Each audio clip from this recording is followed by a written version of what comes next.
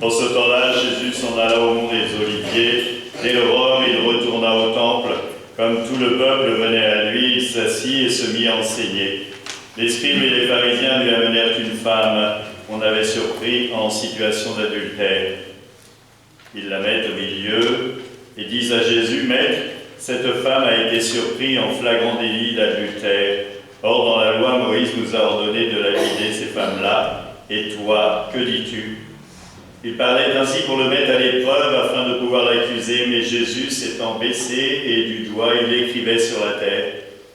Comme on persistait à l'interroger, il se redressa et leur dit, « Celui d'entre vous qui est sans péché, qu'il soit le premier à lui jeter une pierre. » Il se baissa de nouveau et il écrivait sur la terre. Eux, après avoir entendu cela, s'en allaient un par un, en commençant par les plus âgés. Jésus resta seul avec la femme, toujours au milieu. Il se redressa et lui demanda, « Femme, où sont-ils donc? Personne ne t'a condamné ?» Il répondit, « Personne, Seigneur. » Et Jésus lui dit, « Moi non plus, je ne te condamne pas, va et désormais ne pêche plus. » Acclamons la parole de Dieu. Louange à toi, Seigneur Jésus.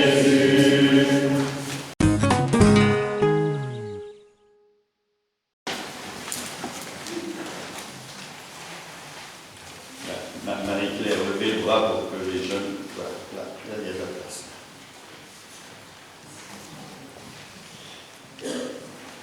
Dans la première lecture, nous voyons Isaïe qui rappelle un passage important, celui du passage de l'esclavage à la liberté, l'esclavage à l'homme libre. Et ce passage, il se fait en passant par la mer qui s'ouvre. Et puis, il y a le temps du désert avant d'arriver dans l'état de liberté. Et il est important de voir comment Isaïe retrace cela comme une belle parabole et comme un beau geste d'élan.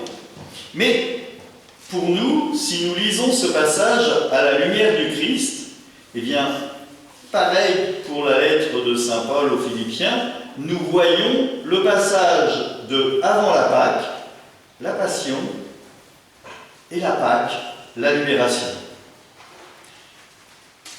Il nous faut, pendant ce temps de carême, eh bien, nous mettre à l'épreuve, non pas pour seulement se mettre à l'épreuve, mais pour mettre nos pas dans les pas du Christ. Je fais le chemin de croix en me disant, je mets mes pas dans les pas du Christ, et je regarde comment je peux, par la prière, le jeûne et l'aumône, eh bien, entrer dans cette dynamique du carême.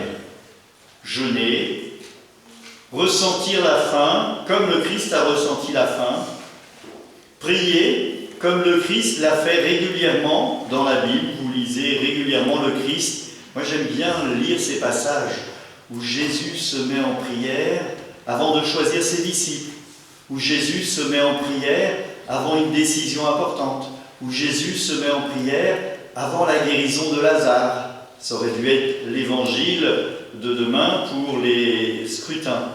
Et on regarde cela et on se dit, et moi, est-ce que je jeûne? Et est-ce que je ressens la faim? Ou est-ce que pendant ce temps de carême qui m'est déjà 3 semaines, j'ai un soir ressenti la faim au point de me lever, d'avoir envie de me lever pour aller manger et que j'ai résisté? Ou est-ce que j'ai pas pu résister et que je me suis laissé happer par le démon et que je suis descendu me faire un sandwich? Est-ce que mes temps de prière que j'avais décidé de faire, eh bien j'arrive à les respecter? Et puis l'aumône, est-ce que ma participation à l'aumône, eh bien je la fais réellement? Ces 3 points, eh bien je les rappelle parce qu'il reste encore 2 semaines avant Pâques. Et si j'ai raté quelque chose, comme on pourrait dire, mais sachez que vous n'avez rien raté. Mais si dans votre conscience, vous vous dites « je n'ai pas fait ce que je pensais faire », eh bien, il n'est jamais trop tard pour reprendre à frais nouveaux notre temps de carême. Parce que nous entrons dans cette Pâque. Et la Pâque, saint Paul nous fait comprendre que c'est une nouvelle vie. Mes intérêts d'avant sont passés aux ordures, comme il dit. Alors il a un langage un peu fort, mais est-ce que je mets plus d'importance à l'amitié envers les autres ou à remplir mon coffre-fort? Est-ce que j'ai des ambitions personnelles qui me font écraser les autres? Vous voyez, c'est tout cela qui entre en jeu et entre en questionnement dans ce passage. Et il vient nous dire qu'avec le Christ, eh bien, il est libéré de la loi, mais il vit dans la foi avec le Christ. Et c'est important de voir comment, eh bien, il nous dit « J'ai communié aux souffrances de la passion ».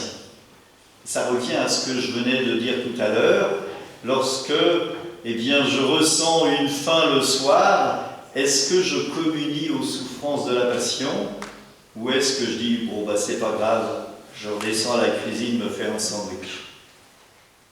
Mais c'est là où est le jeu intime entre moi et le Christ qui, lui, a vécu la passion, qui a vécu 40 jours dans le désert, qui a vécu cette passion, qui a porté la croix de nos péchés, et qui vient en nous, avec nous, pour nous aider par la prière à vivre avec lui cette passion. Alors, on n'est pas là pour se flageller. Moi, je dis souvent, je m'aime trop pour me faire du mal. Comme ça. Mais, on est là pour participer à la passion du Christ. Et c'est toute autre chose. Pendant un moment, l'Église parlait du cilice, parlait de la flagellation, mais ça n'a pas de sens. Se faire mal pour se faire du mal, ça n'a pas de sens. Mais participer à la passion du Christ et offrir cela dans la prière et dans l'aumône, ça change tout. Vous voyez? Parce que je prends soin. Tout à l'heure, on a eu le temps de louange, et certains ici ont prié pour les jeunes qui, pour la première fois, participaient à ce temps de louange. Et c'est cela la prière des saints, prier les uns pour les autres. Est-ce que, dans mon temps de carême, eh bien, je mets en place ce trépied du jeûne, de la prière et de l'aumône? Le Christ nous le dit, voilà. L'Évangile. C'est un évangile qui peut nous paraître un peu bizarre. Déjà, il faut regarder qu'on veut mettre Jésus dans un piège. Donc déjà, les dés sont faussés. Les dés sont pipés. Ils sont pipés parce que celui qui ramène cette femme adultère est censé connaître la loi. Et d'ailleurs, il le rappelle, la loi de Moïse nous dit que. Sauf que la loi de Moïse nous dit que les adultères, eh bien, sont condamnés à la lapidation. Alors, je vous invite à regarder comment est-ce qu'on peut être adultère tout seul. On n'a que la femme qui est présente. Il y a donc quelque chose qui n'est pas cohérent avec la loi. Et donc, on voit bien que c'est un piège. Alors, la femme est présente. Le Christ la regarde et puis regarde l'assemblée pour leur dire que celui qui n'a jamais péché lui jette la première pierre. Et en commençant par les plus âgés, ils sortirent, ils partirent tous. Alors, deux possibilités. Les plus âgés avaient plus de péchés, ou les plus âgés savaient quels étaient leurs péchés et avaient déjà fait dans leur cœur, parce qu'ils ont l'habitude, eh bien, leur examen de conscience. Et puis on finit par les jeunes, peut-être qu'ils ont fait moins de péchés, mais en tout cas, peut-être qu'ils n'ont pas fait leur examen de conscience. Là, je tiendrais à appuyer cet élément, parce que nous sommes invités à faire notre examen de conscience. Moi, j'aurais tendance à croire que les plus âgés ont l'habitude de faire faire leur examen de conscience et quand on leur a dit ça, ils ont dit moi qui tous les soirs regarde ma vie, eh bien je sais que je ne suis pas digne de jeter la première pierre. Puis les jeunes, il faut qu'ils réfléchissent. Ils sont dans l'action, ils sont dans l'insouciance, puis ils voient les personnes âgées partir, mais ils disent au fait, et moi alors? Et c'est là où aussi peut se jouer la transmission. La transmission de comment je vis ma vie, comment je vis ma vie de prière, comment je regarde ma vie en général. Moi j'aime bien dans le temps de réconciliation, dans le sacrement de réconciliation, de demander depuis votre dernière confession, qu'est-ce que vous avez vécu de beau?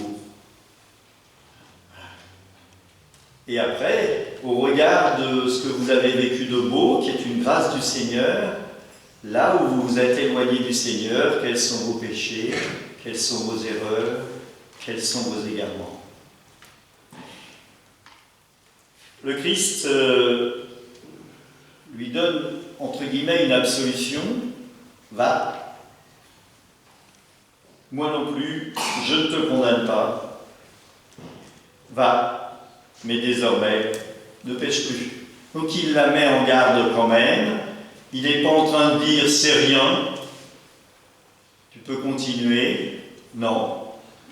Il lui dit moi non plus, je ne te condamne pas. D'ailleurs, le Christ est Dieu et Dieu est miséricordieux. Il serait anormal que Dieu ne soit pas miséricordieux avec cette femme. D'ailleurs, il le dira plus tard, les prostituées nous précéderont dans le royaume de Dieu, à nous qui ne nous sommes pas reconnus pécheurs.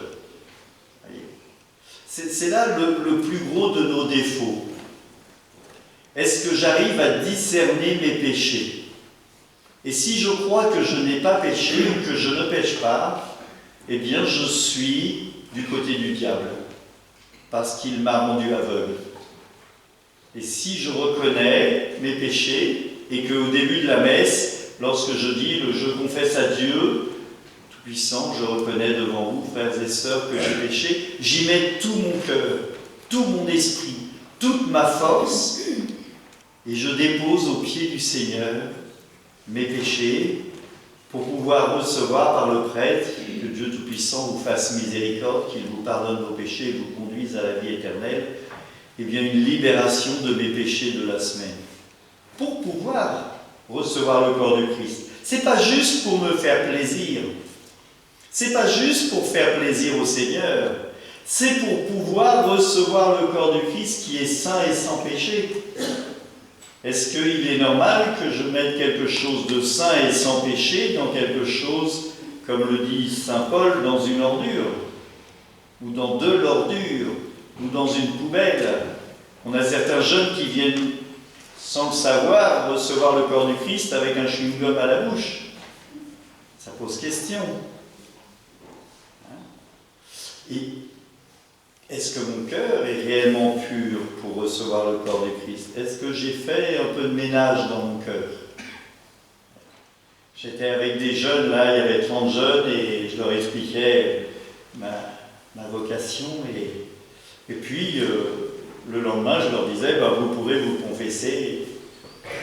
Et vous confessez? Oui, je m'étais confessé 2 jours avant, comme tout un chacun. Comment est-ce que, dans ce temps de Pâques, je vais pouvoir vivre en pleine sainteté si je ne me suis pas préparé? Alors, mes frères, dans ce temps de carême, nous pouvons, regarder au plus profond de nos cœurs l'amour de Dieu qui nous est donné. Regardez au plus profond de nos cœurs la joie de Dieu qui nous est donnée. Que le Christ nous bénisse tous, qu'il nous aide à cheminer, que nous soyons, comme saint Paul le dit, des athlètes de Dieu, des athlètes pour annoncer la bonne nouvelle, et pas pour recevoir une couronne de laurier, mais pour recevoir une couronne de gloire, celle du Christ. Amen. Amen.